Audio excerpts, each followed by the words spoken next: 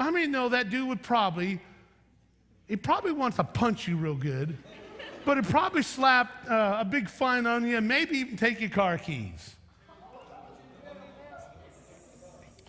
But here's the problem. The reason why it's so popular is because it's based on a philosophy that's ancient. It goes back to Greek philosophy.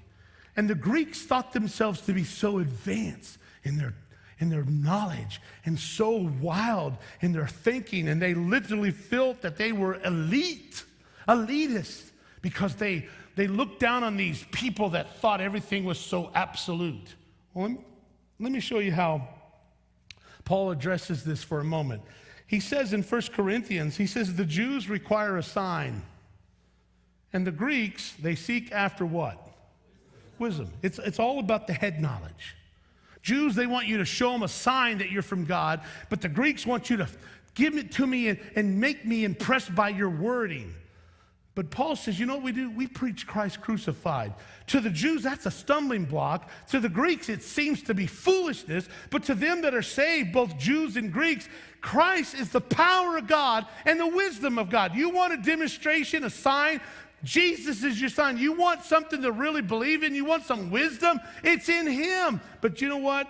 One of the best examples of this was the afternoon that Jesus stood before a Grecian-trained military leader and a governor. His name was Pilate. And Pilate looked at this Jewish group of people that had brought to them this fanatic who was stirring up stuff. And so they accuse him and saying all kinds of things. And finally, Pilate says, you know what, guys, shut up. Just send the dude in here and let me talk to him. So the scripture says that Jesus came walking in, and Pilate looks at him and begins to question him. He says, are you a king? And Jesus says, well, my kingdom is not of this world. And Pilate says, oh, so you are a king then, I see. And Jesus says, if I was a king of this world, they would fight for me. But I've come to show truth. And Pilate chuckles and looks at him and says with a very sarcastic answer, what is truth? You know why he said that? Because his mind said, there is no such thing as truth. What is true for you is not true for me. What may be true for them is not necessarily true. Because why? Because we have advanced our mind. Our wisdom says, this is foolish. You're talking truth. No one can say there's any truth. At which point, he didn't realize, but he was actually staring truth in the face. Truth was looking at him. But you know what? Pilate was so blinded by his Grecian-trained brain that he couldn't even see it, and it was talking right to him. You know what I hear? I hear this all the time from young people. I've spent the majority of my 30 years in ministry speaking to youth across the nation. Here's what I hear young people saying all the time. When we talk about stuff like this, we do camps or whatever, you'll hear young people answer back stuff like this. Well, that might be true for you, John, but that's not true for me. Well, who are you to judge? In our next session, when we get on some music stuff, the first thing that somebody will say, as soon as you say something that they like, who are you to judge? What gives you the right to say that? Or you've heard this one before, who are you to impose your morality on everyone else? Or here's one that I hear quite a bit. You can do whatever you want, just as long as it doesn't hurt anybody. Or this one, it doesn't matter what you believe, as long as you're sincere. And then, of course, this one, well, that's just your opinion. Well, maybe you've said that. Maybe you've said that in your mind even tonight. Because some of you are really struggling with this. Remember our illustration at the beginning, the sign I put up? Is it really possible to know? Well, believe it or not, it is possible to know. And how can we know the time? Well, we have a very tremendously accurate system. It's a part of what's called the Naval Observatory Atomic Clock. It is so accurate that it maintains its accuracy of 0.000000000 of a tenth of a second a day. That's how accurate it is. It's the study of it is quite amazing. It is so accurate, and the reason why it has to be accurate, because everything that's being done on a technological level, satellite system, GPS, missiles, our shuttle system, everything has to be down to the millisecond. That's why you can set your clock according to it and check it every day according to the atomic clock. I actually have an atomic clock in my office, and it literally is connected to the radio frequency and checks itself every single minute with perfect accuracy.